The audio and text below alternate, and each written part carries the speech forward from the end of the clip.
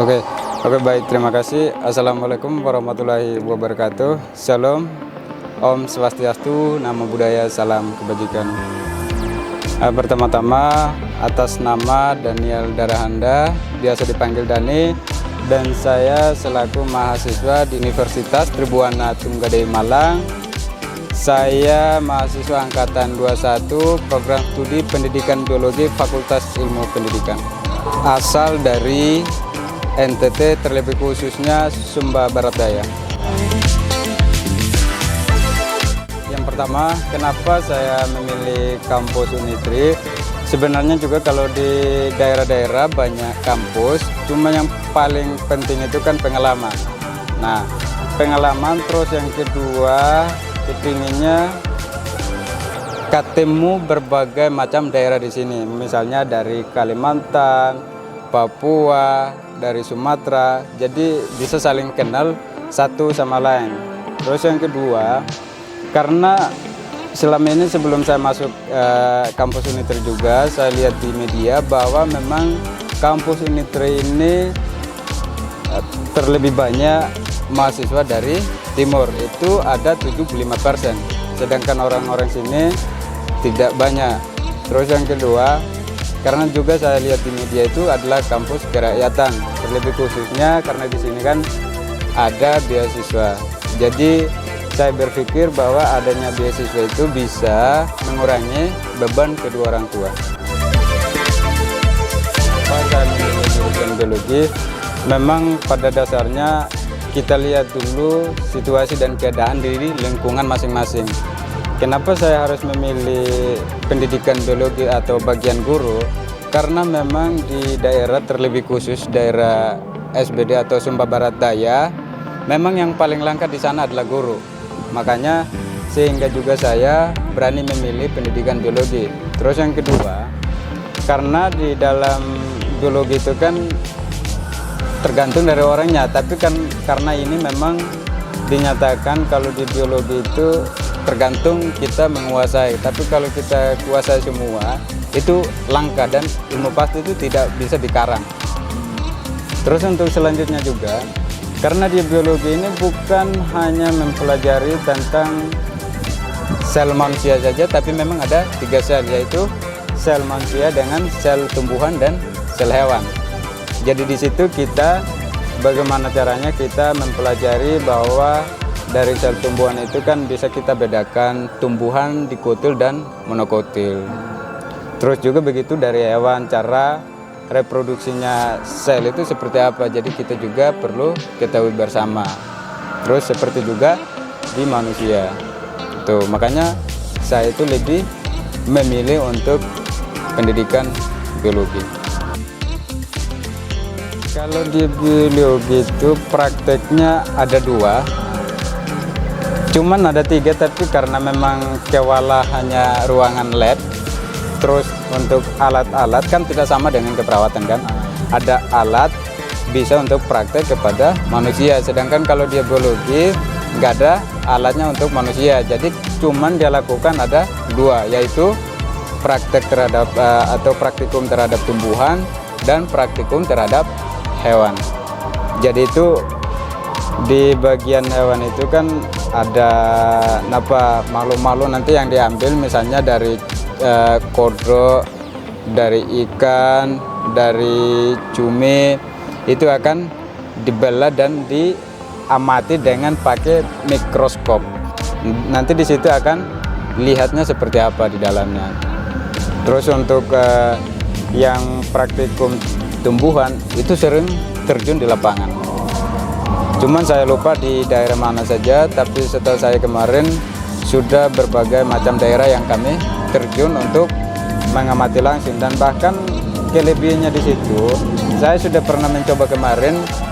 Ada salah satu pohon kan tanpa bisa diukur dengan nyata, tapi itu bisa dengan pakai cara itu dengan jarak jauh sambil ambil kayu dengan kita pakai apa ya, kayak apa ya, teleskop. Tidak, langsung lihat langsung. Oh ternyata tingginya segini, itu langsung tahu, dan bahkan itu sudah praktek kemarin nyata. Dan bahkan pun lebar pohon itu kita juga sudah tahu. Jadi semuanya itu kami amati, bahwa bukan hanya amati saja atau praktikum, karena di tumbuhan ini sebenarnya kalau kita menguasai ilmunya ini bisa jadi obat bagi diri sendiri. Misalnya kunyit itu bisa jadi obat. Masih banyak lagi daun-daun. Dan kita juga bisa bedakan mana daun yang memang bermanfaat bagi manusia, mana daun yang memang tidak bermanfaat bagi manusia, mana daun yang bisa dijadikan obat tradisional, kita sudah tahu. Dan terus mungkin juga kita bisa bedakan mana tumbuhan dikotil dan dikotil. Nah itu. Nah, dikotil ini dia berbentuk tumbuhan yang berakar tunggal, itu dikatakan dikotil. Nah, sedangkan yang dikatakan tumbuhan monokotil itu tumbuhan yang berserabut. Itu. Pengalaman saya itu memang sangat menyenangkan dan bahkan sangat beruntung, karena kenapa kan kalau kita sudah mengambil resiko atau suatu tanggung jawab untuk memilih biologi, tentunya siap menerima konsekuensinya. Dan bahkan pengalaman yang saya dapat ya di situ tadi, kita bisa ketemu teman-teman berbagai macam daerah, ada yang dari Kalimantan, Papua, dan bahkan di biologi itu kan memang lebih banyaknya dari NTT. Dan bahkan kalau memang di biologi juga itu lebih banyaknya anak perempuan dibanding anak laki-laki gitu. Bahkan enaknya di situ juga di biologi, karena juga ketemu dosen-dosen juga ya semuanya baik-baik semua, tanpa sibuk atau mempersulitkan mahasiswa untuk kerjakan tugas. Tidak, memang walaupun ada tugas juga kan, itu kan kewajiban seorang mahasiswa, tapi ya puji Tuhan selama saya masuk di biologi sampai sekarang ya biasa-biasa saja. Kalau mengenai dalam himpunan pendidikan biologi di tahun 2022 dengan 23, memang saya di situ saya sudah masuk ambil bagian dalam himpunan, yaitu sebagai anggota kerumah tanggaan kemarin. Nah, setelah itu kemarin, karena dalam himpunan itu kan berbagai macam ya bidang, dan bahkan di situ bukan hanya kuliah saja tapi bisa juga menambahkan wawasan kita. Jadi sehingga ada beberapa yang saya petik dari situ atau pengalaman dari situ yang saya ambil, sehingga kemarin di tahun 2023 sampai 2024 di situ saya memberanikan diri untuk let's go untuk mencalonkan diri sebagai calon ketua umum. Ya puji Tuhan kemarin juga tanpa ada lawan, tapi itu sudah aklamasi langsung naik kemarin, dan di situ saya sebagai ketua. Dan bahkan di situ juga ada beberapa pengurus kemarin yang saya angkat, itu jumlah pengurus semua ada 24. Dan setiap divisi itu ada divisi dari pengkaderan, humas, rumah tanggaan, KWU, sama minat dan bakat. Ada 5 divisi. Seorang ketua atau seorang pemimpin, ketika antara anggotanya ada selisih paham atau berpendapat saling berpendapat, ya mesti seorang ketua itu tidak boleh untuk langsung untuk ambil keputusan bahwa si A yang salah atau si B yang salah. Maka apa yang dilakukan, mesti dia harus pola pendekatan antara si A dan si B, tanyakan satu persatu atau sistem personal. Sebenarnya permasalahannya apa? Kita mesti harus tanyakan sampai dengan sedetail mungkin, supaya kita juga tahu bahwa penyebabnya ini. Begitu juga si B-nya, supaya mudah nanti kita untuk mempertemukan mereka, supaya di situ tidak ada salah pahaman lagi, karena kita sudah jalani. Itu tugasnya.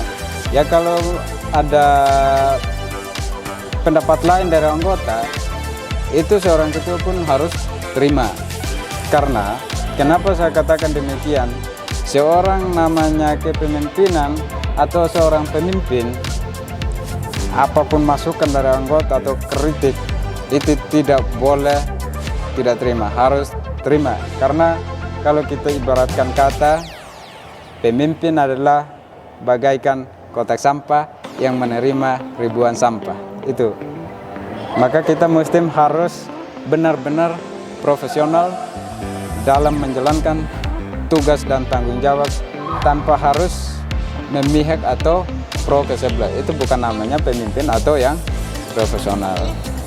Harapan besar saya untuk kedepannya Geologi itu tetap solid, tetap mempertahankan rasa persaudaraan dan saling mengajak, saling memberikan support dan semangat, karena tujuan kita itu demi kesuksesan kita bersama suatu saat nanti. Jadi harapannya tetaplah semangat, apapun impian kita jalani dengan sabar atau ora et labora, yaitu berdoa dan bekerja. Mungkin hanya itu pesan dari saya. Akhir kata dari saya, wassalamualaikum warahmatullahi wabarakatuh. Salam.